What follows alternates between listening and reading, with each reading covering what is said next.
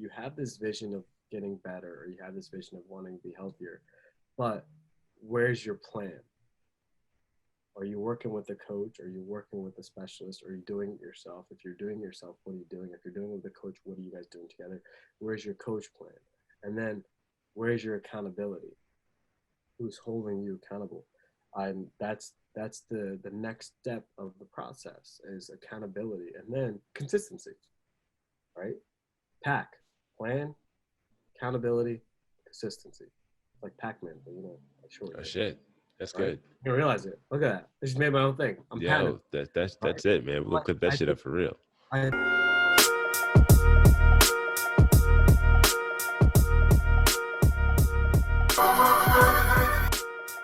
What's up? What's up, man? I'm Saqib, man.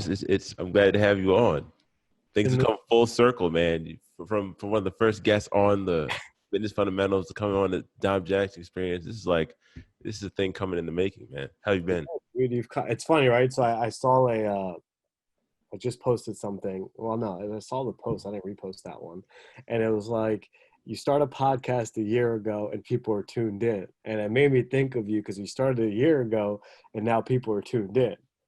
And I'm on the reverse process. And at the end of that one, it said, nah, you didn't take those steps. And I was like, damn, that's a shot at me at the end of that. So I was like, I was talking about it forever. Like, I haven't taken that step yet. But you know what? It's in the making. So it is, man, because we recorded the first one together. Did you do anything else after that yet? Or you kind of just... Yeah, so I have like 2 or 3 other recordings. I'm waiting on more of like the right time frame so I can consistently do it. Mm-hmm. The last couple of months have been just extensive with school and adjusting. So now I have a set routine. I'm planning on officially launching in like next month, right? And making it like a 2021 start. And then I'm aiming for at least 2 to 3 episodes a month, which you know how it could be. Like you do it weekly and it's just a lot of time setting up schedules and so forth. Yeah, it's death. And it's just people aren't where, a lot of my friends are in different parts of the world and all the schedules. And I'm working like 13, 14-hour days after studying and all that stuff. So I'm hoping. So I have at least 5 pre-recorded. Nice. You were the first one. I have 4 other people. I'm honored, man. At least that takes me all the way to at least the end of February, March, and then that's spring break time. So I can roll them in. And now in winter break, I'm trying to get ahead and get a couple more in before I really make that launch happen. That's definitely the best way to start. Like, to be honest with me, I didn't have a podcast out in 2020 until like July-ish. Like I fell off that entire first half of 2020 because I was just like, I was busy with stuff and life got in the way. I was just, and then quarantine happened. And I was like, I should just go back to doing what I was doing, what I wanted to do anyway. And I finally got back in the groove. So like, you're going to fall off and on and come off and on. So I get what you're saying. Like, I feel like, a lot of the momentum right now is coming back in my direction, but it wasn't like this for the first half of the year. So you'll be surprised you'll be in 6 months and 6 months from there. Right. That's the plan. I'm not rushing it. I want to get quality before I get quantity, right? Absolutely. That's what we want. We want quality people on our shows and give quality lessons to the people watching. So that's the plan. I agree with you though. Absolutely. So how have you been otherwise? What have you been doing? I've been good, man. So school, I'm in my orthopedic residency. So I've been learning on how to be a better clinician.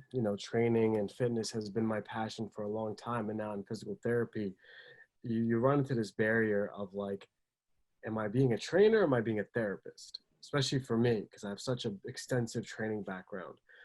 So school's been really helping me combine a lot more. Like granted, I was in undergrad and, our undergraduate years, they taught you a certain amount, but I don't think it was enough, right? It wasn't enough to get me to where I want to be. It was enough to get me started.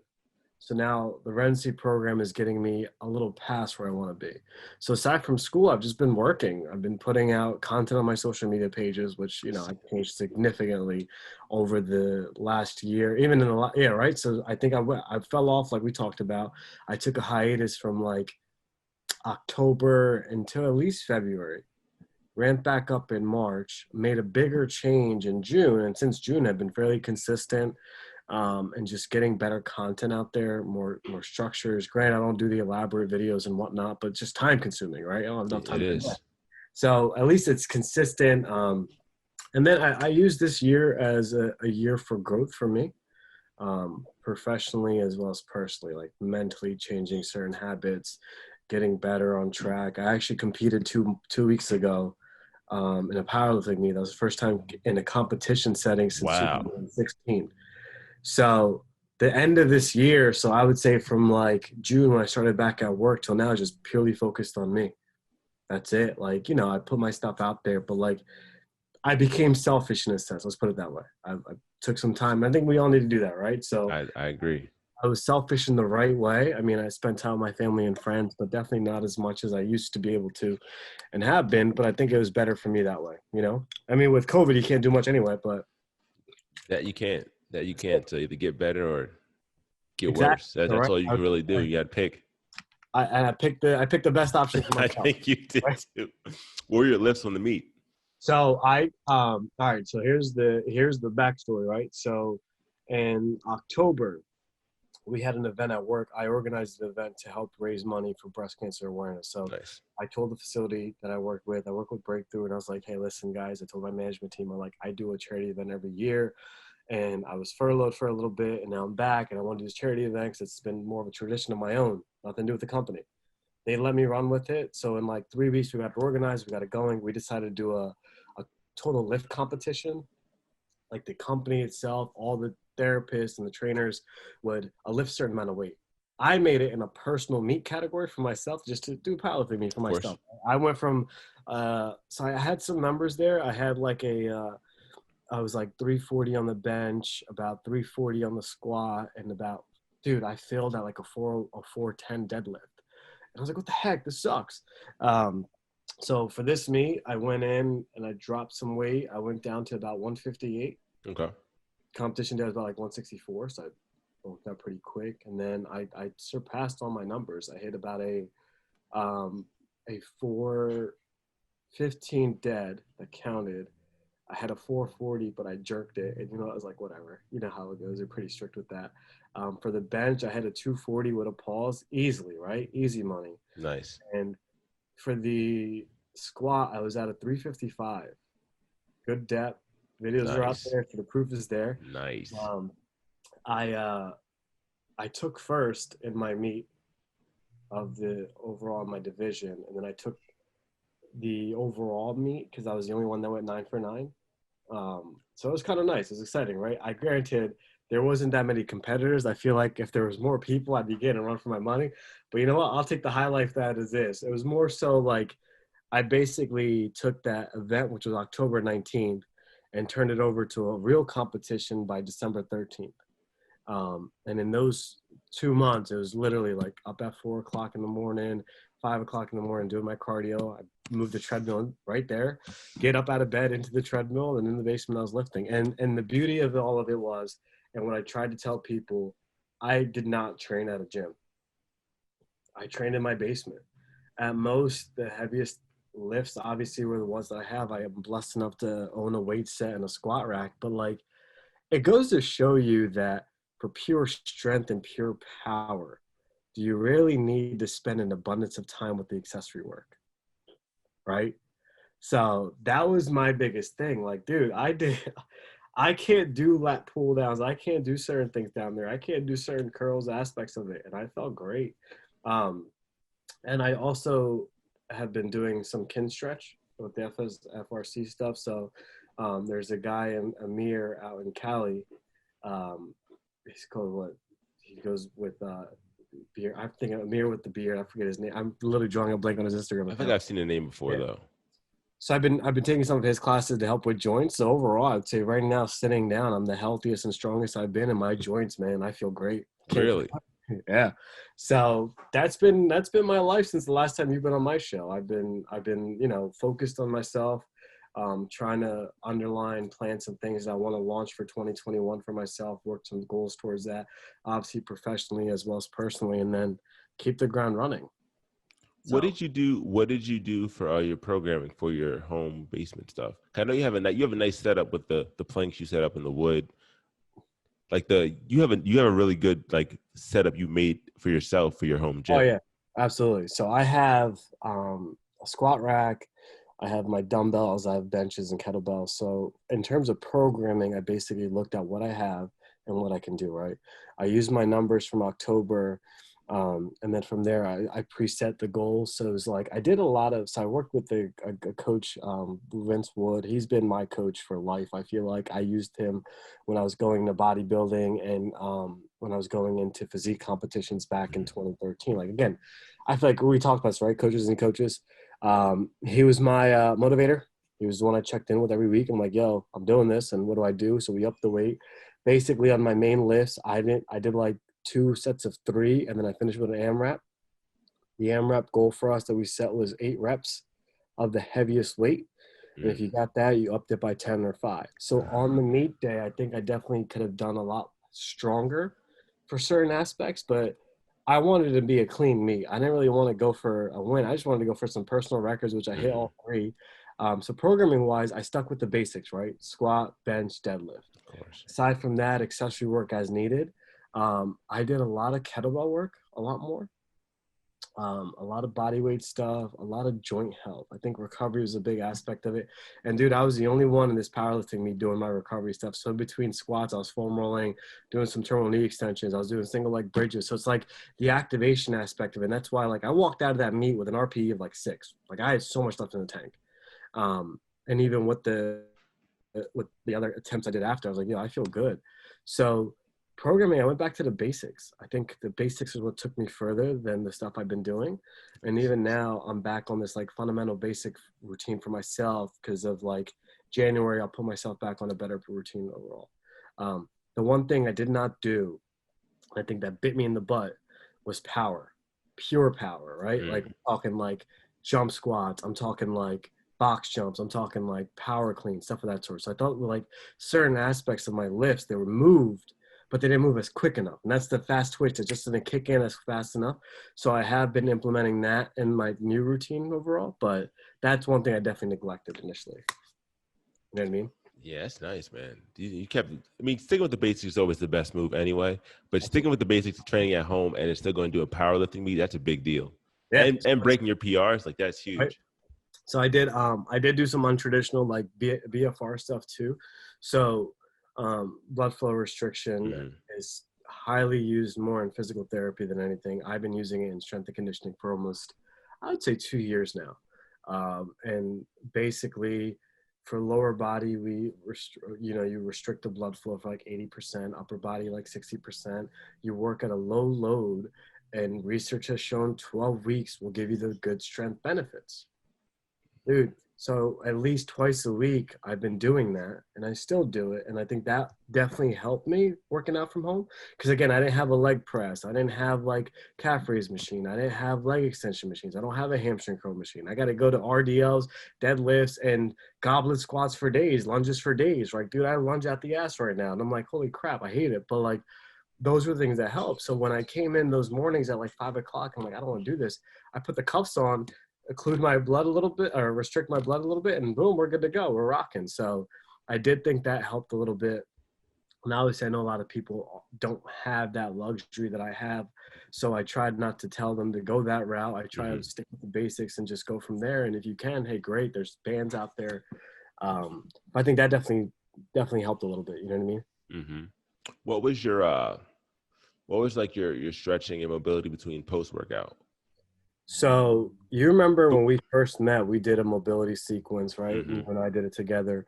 I think I still have that on my YouTube page when we first did it. So basically, the way I looked at it was in terms of powerlifting, right? So I'm thinking pure powerlifting. I think it's, again, a squat is a total body movement. You're lighting up every muscle aspect of it.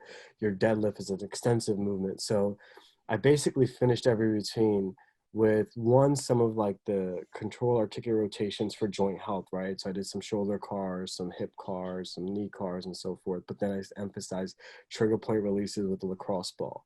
And then just soft tissue work, obviously rolling, foam rolling, massage gun, whatever you have. And then in sequence wise, the main moves that I stuck with, like meaning on a daily routine, on a daily base, these 5 things were always done, even today, were my open books, my 90-90 for groin and shin box positions, my adductors with rotation. So basically I'm looking at thoracic spine mobility, shoulder mobility, and hip mobility as 3 components every single time for recovery. Aside from that, I went away from lifting 5-6 days a week down to 4 days a week of lifting and 3 days of like active recovery work. So it was like low grade treadmill walking and just mobility.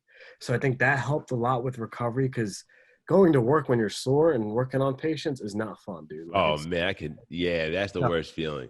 I can't it's imagine doing your job. Doing the training was hard enough, but having to be like a therapist and like have to really, like we're that's, mobilizing, we're pushing yeah. on the patients, we're Woo.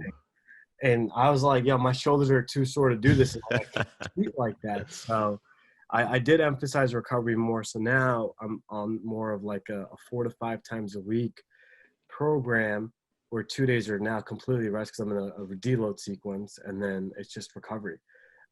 It goes back into the ways of when I learned down when I was in Florida, right? Regeneration, like regenerate your body, recover is the key to success. And I've been sleeping, man. I sleep well, knock on wood. Like, don't want to jinx myself, but I'm in bed pretty early and I'm up pretty early, but I'll get my 7 to 8 hours easily now. And I think that's been my biggest ticket to success. I can say exercise is this, I can say this is that, but I think the 2 main fundamental things that I went back to during that time frame was sleeping adequately and recovering properly, and also nutrition, right? Hydration. I find myself with these stupid masks that I can't drink enough water in a day, so I force myself setting alarms to drink water and just take care of myself that way. And I think that was the ticket I owed myself. I think we forgot those things during this time. We were always thinking like, I know for me, I was always like, all right, I know how to get there, but I just kind of slacked a little bit. So I signed up for this thing to get off of that slacking phase. And then I think I just need that a little bit of a kick in the butt. Yeah, kicking about is definitely what you need. And I think going back to the basics is another huge thing that like more people need to do that really helped me a lot this year too. Like I got back more into sleeping 8 hours a Yeah. day. Like I have like a mobility routine that I do every day now, like between dead bugs, some bird dogs, a little bit of 6 inches with some like flutter work. So like there's a good amount of things I'm doing for spine work and some rotation stuff too that I incorporate now too. But like going back to the basics, I think definitely whether you're going to a meet or anything is one of those big things that just help out so much with just like life overall. Cause you said you're sleeping good. You probably feel amazing too, right? I feel good, dude. I had a coworker ask me the other day. He goes, "Why are you always on?" And I was like, "What do you mean by that?" I was like, "What are you talking about by being on?" And he goes, "You're just always there, like always on alert, high energy, high sprung." I'm like, I sleep well and take care of myself. You know what I mean? Like, you know how they always say and certain people say like, entrepreneurs and business owners and so forth, they give up a lot and sacrifice a lot. They sacrifice sleep, sacrifice that, and they're really successful. I'm trying to change that mindset. I really don't think we need to sacrifice as much to still be successful, right? I'm not like the richest in the world. I still have a long way to go for career goals and XYZ, but I think success is overall health, right? That's why I value my success at. And I was like, some of these entrepreneurs I'm looking at, and you read all these things on social media, oh, these guys aren't sleeping at all. I'm like, these guys are sleeping plenty. They're doing plenty. They're doing a lot. Like our owner for our company. This guy's pure example of success, right? He has 6 businesses, like 6 outstanding physical therapy facilities for breakthrough. And he sleeps, he gets up, he writes his journals, he meditates, he does the things that you and I have always talked about. Mhm. And he never fell off. That's it, right? It's just That's keeping that. it. Just don't fall off once you start. So I've started some new transitions for myself that since March I haven't fell off, and I feel like, you know what, that's true success in itself.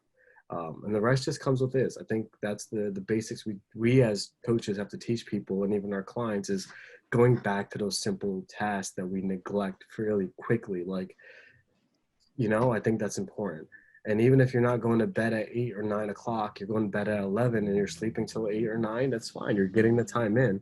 I think sleep played a huge factor for me, but not everyone has that luxury, man. So count your blessings and call it a day. That's true, man. Not everybody does have that luxury. But yeah, man, it's just about doing those things over and over again and just not stopping them. It really is just doing a little shit. I was talking to somebody and I was like, they always talk about how like the fruits of your labor, like what you get the fruits of your labor, but they don't tell you that like the actual labor is the fruit.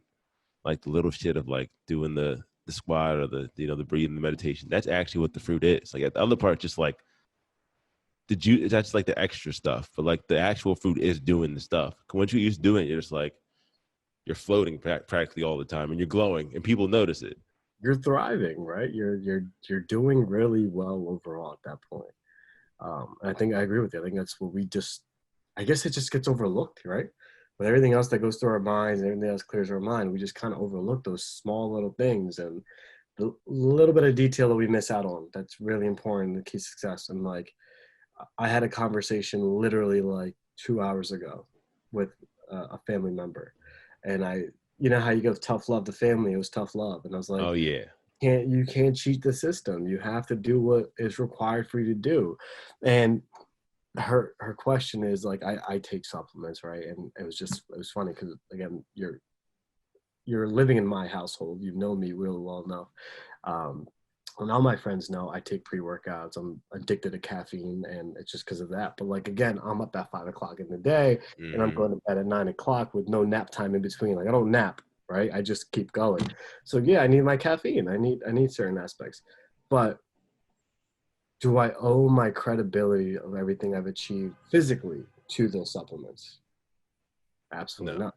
What do I owe those things to? Like we talked about, diet, nutrition, hydration, and sleep.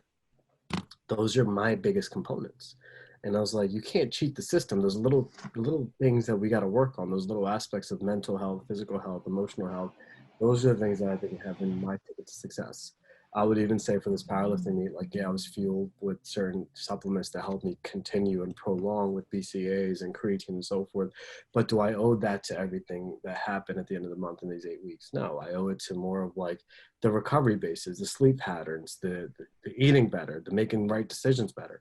So it goes back to what? The basics. And I feel like that's what this entire realm should be for people. I think we're going to see one thing come 2021 as we end the year, and we're going to see the influx of return of people in the gym setting.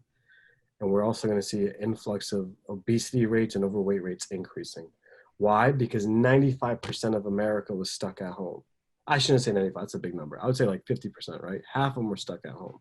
More so corporate America was stuck at home. More so your physicians, your nurses, your medical professionals, some of your trainers, coaches, they weren't stuck at home, but they were also not taking care of themselves. I know a lot of doctors and nurses that spend so many hours in hospitals because of COVID and everything and sacrificing food, nutrients, sleeping. I have friends that are doctors and they slept 2-3 hours a day. You think they're healthy? Absolutely not. So the trend is going to go towards that. And then do we allow the trend to continue the basis of what we've been seeing based off of imagery and this is that and this supplement's doing that, or rub this on your stomach and you'll lose weight, or go do this cold therapy? This one was new. It was like they wrapped some cold crap on their stomach and they get electrolytes and all this stuff, and then boom, you have six-pack abs. Yeah, they Like, rub the stuff on you, hit you in the head with something, say a like prayer. I got you. like that's my face. And people that promote that, I mean, good for you. You do it. I'll never badmouth someone else's business and what they're doing. But you as the professional know that that's not all you did. So why just put it out there? Why do it for the views, for the fans? Great, congratulations. You got the fans, you got the views. But you put out poor evidence. You put out a poor product overall because you now have someone believing in something that might not exist, right? And that's just your way of saying you can cheat the system, but you were gifted to do it. You were gifted enough for those genes or genetic aspects or whatever it may have been. You were gifted enough to do it, but you took advantage of that, right?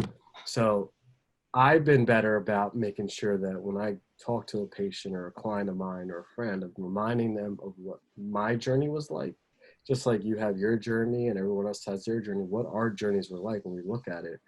We didn't cheat the system. We used help, but overall, we know what worked better than anything, right? For me, what worked the best, and I did it again, was counting macros, making sure I was eating right and sleeping right. And that's it. And I took my supplements as is, because for me to lift the load I've been lifting and lift the things I'm doing for my frame could lead to injury really quick if I didn't have those recovery aspects of it.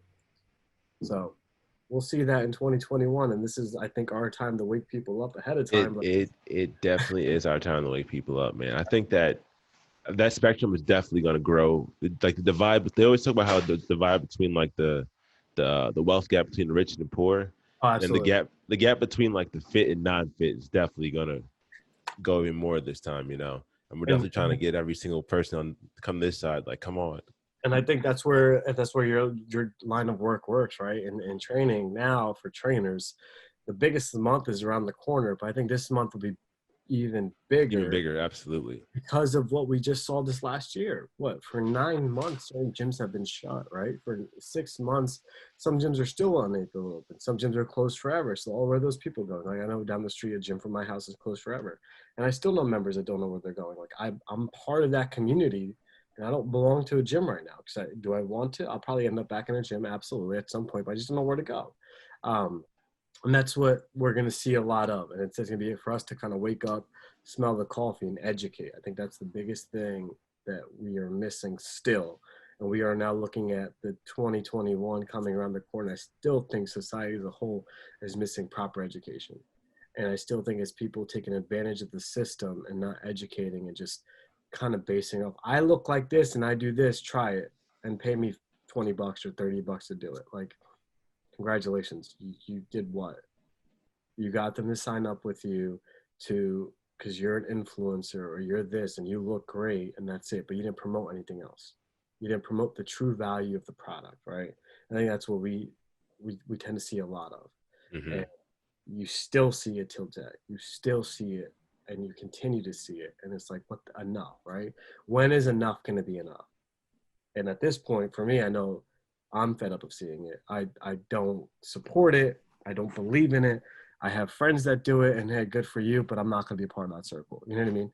It's Yeah, just, I think the balance of once you know, like people that don't know stuff is one thing, but when you know what you're doing is wrong, there's a big integrity factor where I'm like, okay, like I see what you're doing, get your money, but like we both know you're promoting some bullshit right now. exactly. We all know that. We all know that, and like it's like one of those things where like okay, like we see where your morals lie now, you know, Oh, and amen. it's such a shame because like it's so hard to get people to understand that like you got the fundamentals really are everything. Like it's sleep, move, you know, rest, eat, repeat over and over and over again. But you know, if you want to buy the booty band or you know the fit tee or the I seen a little like you buy like it's like a sticker with like little like machines on it and you put it on your stomach and like it gives you a six-pack because it shakes it shakes the fat away or something. I was like, they're getting creative with it now, man. I'm like, oh man. And that's the thing, man. You're seeing it, like it's ridiculous. It's absolutely. I have a friend of mine, and he'll do um, he'll do classes on a regular basis, and they're mostly virtual. And so, I have a few friends that do virtual classes, right, with Zoom and so forth. And I applaud them because, they're doing what they can because they can't go to settings. And then on the other aspect of it, I look at other content I'm seeing, and it's like, don't worry about this, don't worry about that, just drink this thing or do this thing or do on this cleanse. And I'm like, the hell? So then you have someone who's trying to decently earn an honest living, promote fitness properly, get people in front of them. They share their supplement stories, they share XYZ, but they tell them what they're doing, right? They're showing them what they do. And then the other side of it's like, just buy this thing and call it a day.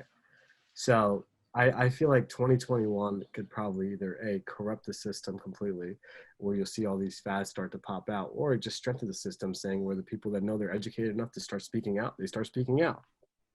And I know that in the physical therapy community, it's really well done in terms of education. Like you can't lie in the PT world. You can't really fluff it because you have people's livelihood at stake. Just like in training, you can't fluff a trainer. Like if you come and tell me something, I'm like, Dom, that's crap. I'm gonna call you out. That's crap, right? And vice versa. You're gonna call me out because you can't lie to the professional. You can lie to the consumer, but a professional will call the professional out. And I've been pretty good about calling people out recently. I don't know I've never been that way, but because I feel like I'm at a point where I'm sick of seeing it, I've been just like, why are you doing that? And tell me a good reason for it.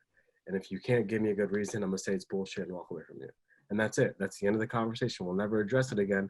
Then it's up to you and your morals to realize, am I gonna continue that route? Simple as that. It's that simple, man. It And I think is that simple. I think at least for us, for our circle, that's what we would do. Like if I saw you, Bibbs, or anyone I know doing something, I'm like, you know what? I don't know, but let me see why. So I always ask the why. Why are you doing it? And then tell me from that point on. I have yet to put out something that's like, Dude, we talked about booty bands, and I put a workout out to get growth in glutes.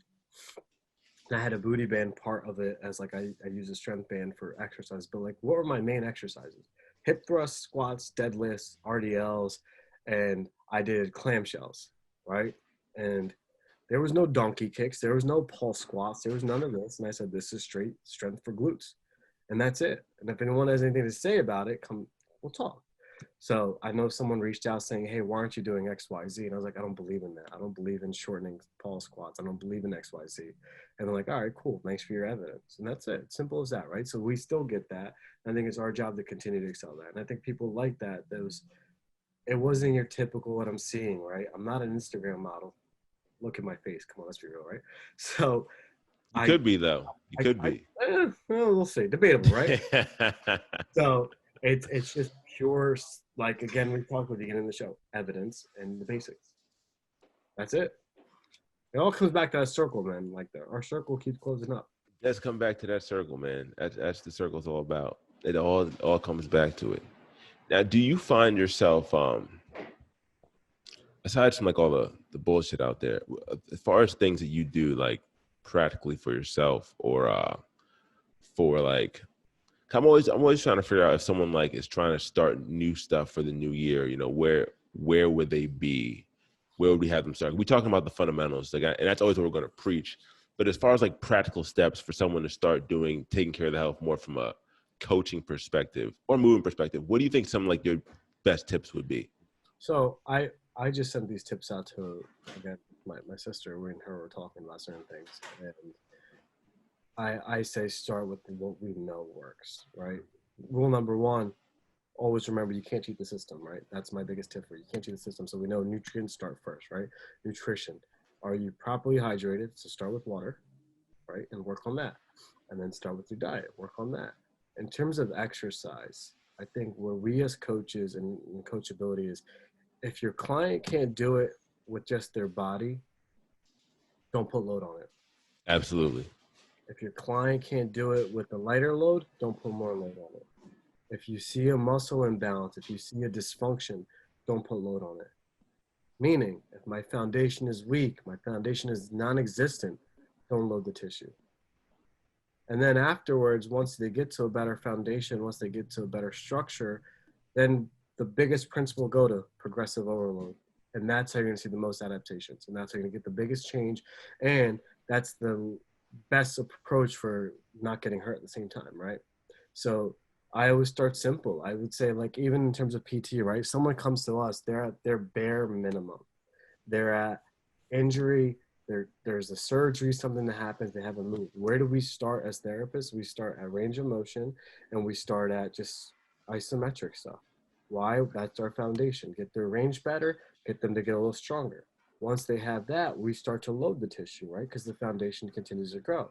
And as they get better and better, we go into more of progressive overload. We go into more of adding more load. We go into then strengthening, and then eventually 16 to 18 weeks later, we go to what we call return to sport or return to play.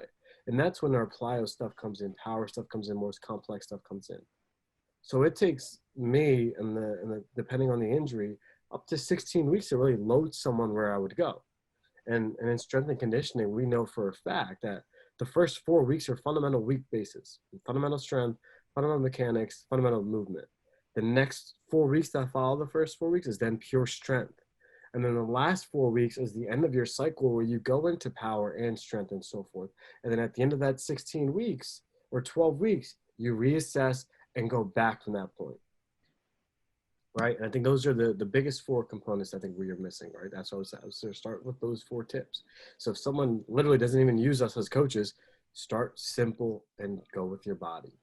That's it. Just move, whether it's walking, whether it's doing some body weight squats, whether it's like, and in the last, 2, 3, 4, 6 months, you've seen the most amount of body weight workouts come out in the public eyes.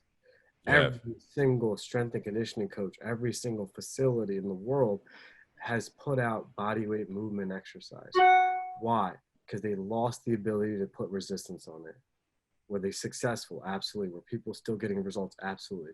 And that's the beauty of it, right? They were able to control their body and they got the most effective workout.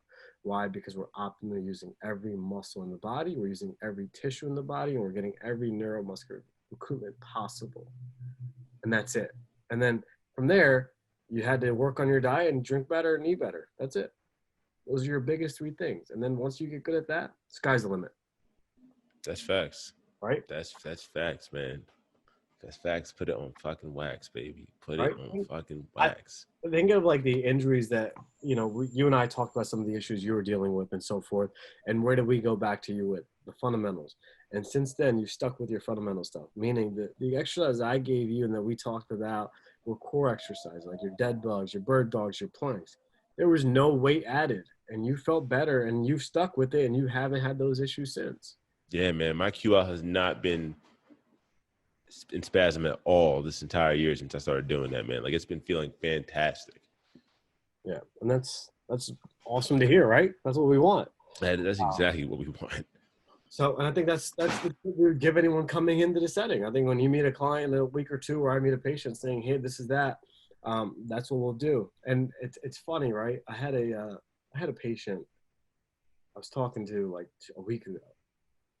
Came in real upset, and you know, I think one of the biggest things as coaches we do is we listen, right? Like, hey, what's wrong? Why are you so like you're off today?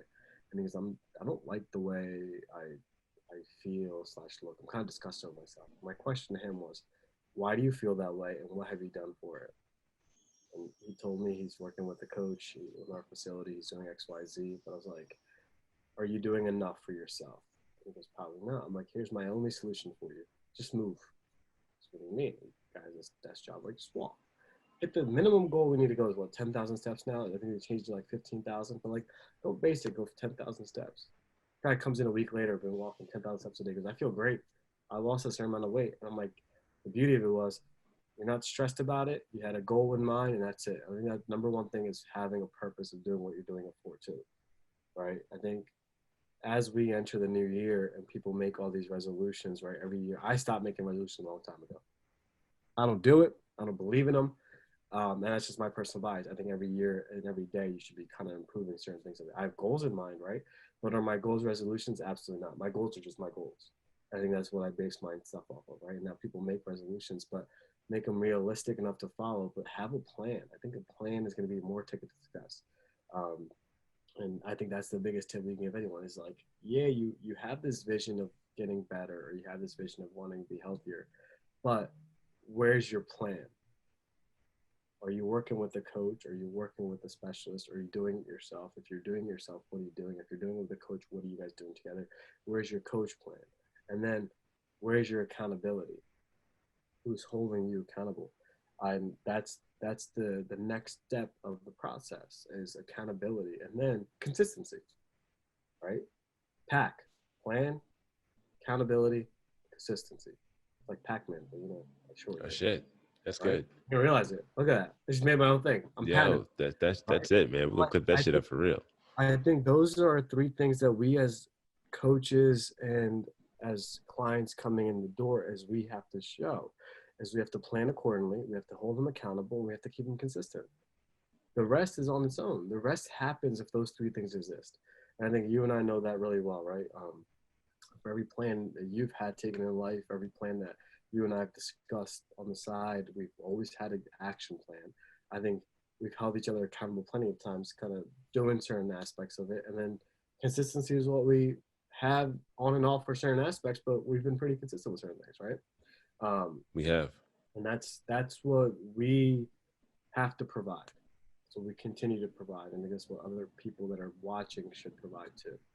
I know you've had a lot of great guests on your podcast from what I've seen. I know we've had a lot of friends that we've talked to.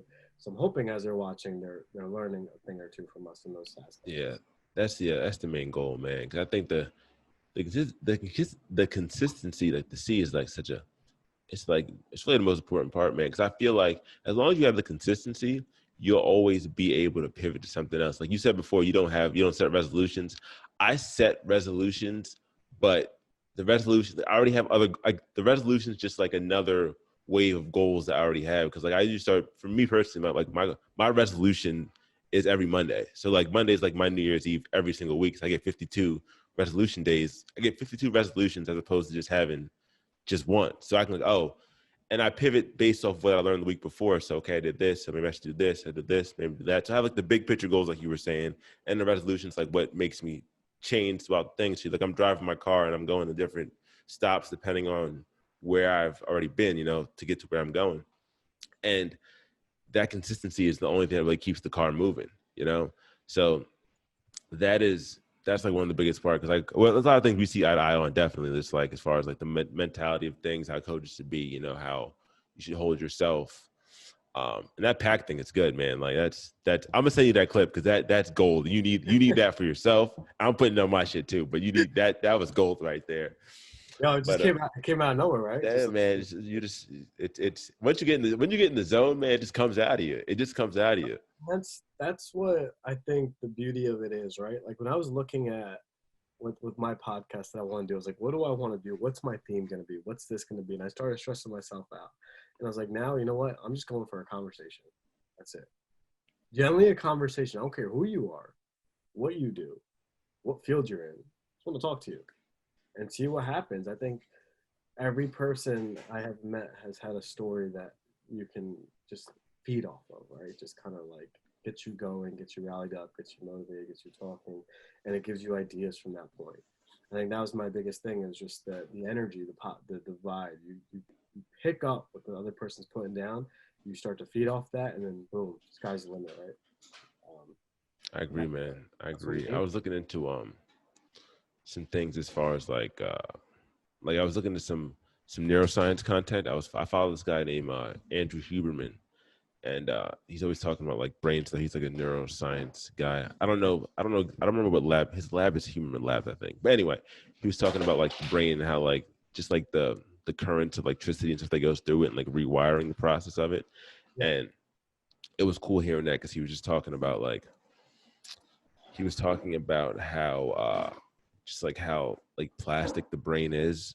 And like, even though like when you're older, it's, they always say when you're older you can't learn stuff as fast as you are with a kid as you are when you're a child, which is true, because like your brain's just more solidified, I guess, in a sense. But he was also talking about like that it's still so fluid, in a sense that like if you put water inside a container, it's always going to adapt to that container size, and your brain is always doing that no matter what. So it was, so like one of these things he was saying, I forget what I was watching it on, but it was like how like if you got like stroke victims or someone who has something that happened to them, like when that part of the brain shuts off or messes up, another part of the brain takes over where it was before. So like you could have mess up in one area, but then like fix the next one. And the fact that people are built to even do that kind of thing inside, in mentally, like physically, he was got to understand they have that same ability mentally too, you know, because I feel like everyone has, you know, we're the same enough mm-hmm. from you know, from a kid to an adult, but having like that mixture of where you are mentally, like you're not really, you know, the difference between you and a Bill Gates or a LeBron or anybody who people think is like a next level person is not as big a difference as you would think, as long as you're like, if you're mentally like trying to find how to get in that groove. Yeah, I hear you saying. Yeah, interesting. Who's this guy? Andrew Hooper? Yeah, Oh, Andrew Huberman. But I'm gonna yeah, have to stop later. he's a good guy to follow, man. Puts out a lot of he's like a, I found him on Joe Rogan. He puts out a lot of stuff about like the brain and like neuroscience content. So I'm That's checking the him out.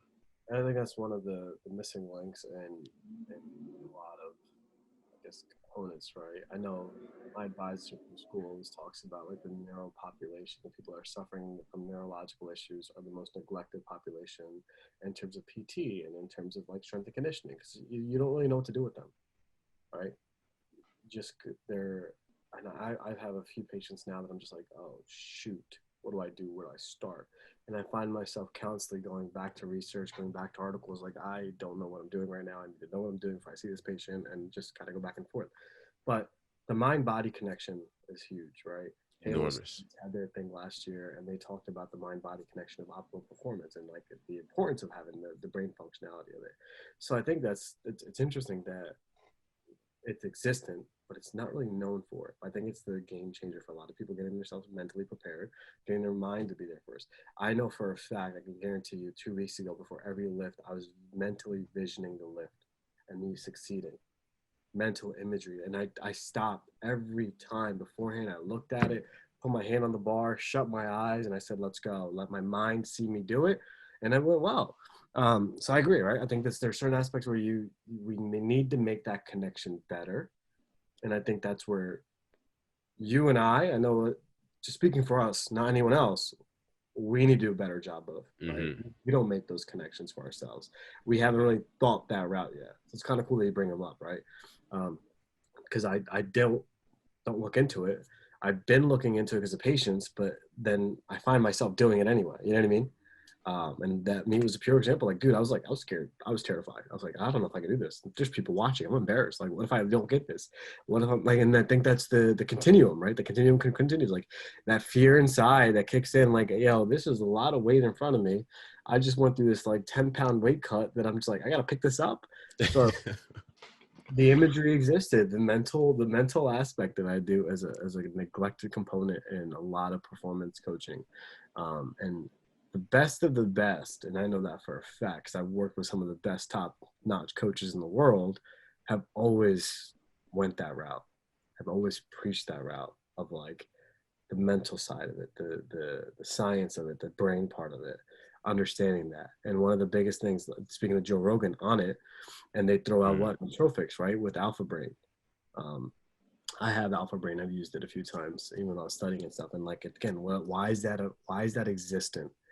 Why are people, and especially some of the best, so Onnit supplies a lot of athletic facilities and a lot of professional athletes. Exos is a huge supplier of them. And like, why are they doing that? What's there in the brain that they need this pure focus for? Those pre-workouts. What's the biggest word written on the pre-workout? Focus, focus, focus. Every single pre-workout has some sort of trophic in it. It's why that neuroscience control that we don't have.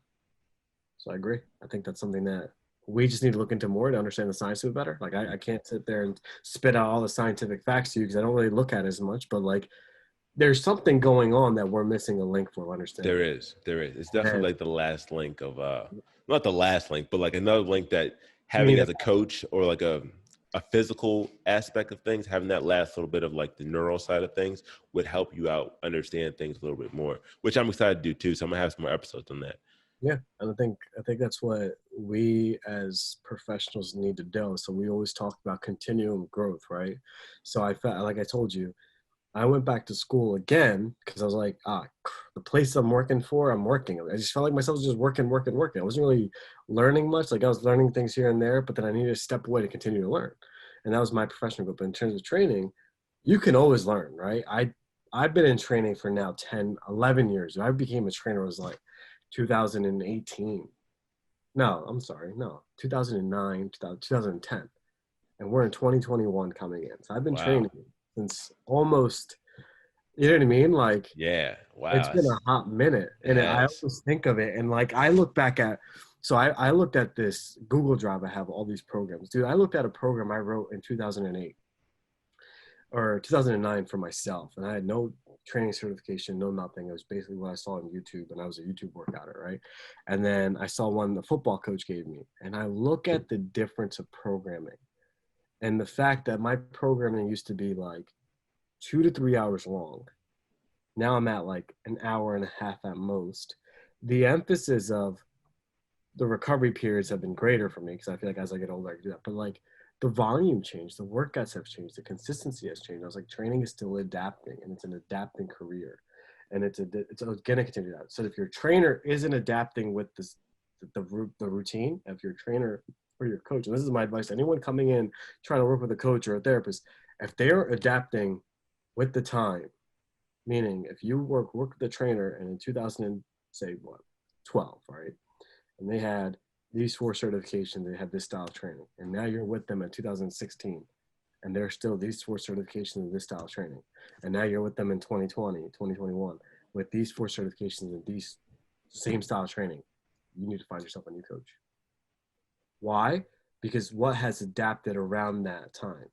Foods changed, environments changed, Things have changed. Equipment has changed. There's so much change around you. So why hasn't the coach changed?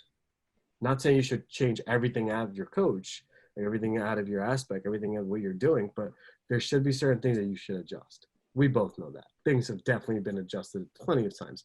And you as a coach, if you're looking at your programming and it's still the same as you were when you first started, there's something wrong there. Something very wrong there. That means you are now doing a disservice to the consumer and yourself, because you never really adapted and you never really grew at that point, right? And I think that's something that we need to continue to preach. So I think for us to adapt more of what we are going for, put in the neuroscience of it. And it does exist in training, right? I think neuroscience is a big component. We just haven't really, you don't really tap into too much because no one really cares, right? No one cares at all. No. But I think for us to know, like, hey, it might be nice to know, because you might have that one person like, yo, what about this? And you're like, well, there's a stimulation in the brain that kicks it in, and this hormone kicks up, and then this starts to fire, and then boom, here you have it. So that separates you from light years of other people in the field. Like, oh yeah, I know about this, and the brain does this, and the basal ganglia here. It's like a whole other just. And I think that aside from that, I think it's just for you to understand the importance of continuing your education. I abide by that. Right? I abide by that. I'm learning from others. I think you need, at some point, you need to kick your ego to the side and just start learning, and ask the questions of why. Ask that aspect of why. Like, I found myself plenty of times where I questioned coworkers of why, and they gave me an answer, and I'm like, that makes sense, right? And then the vice versa. Like, and I'll use Abby and I as an example. So I'm still shadowing Abby with the Renzi program, and Abby's a beast, Dr. Dingle.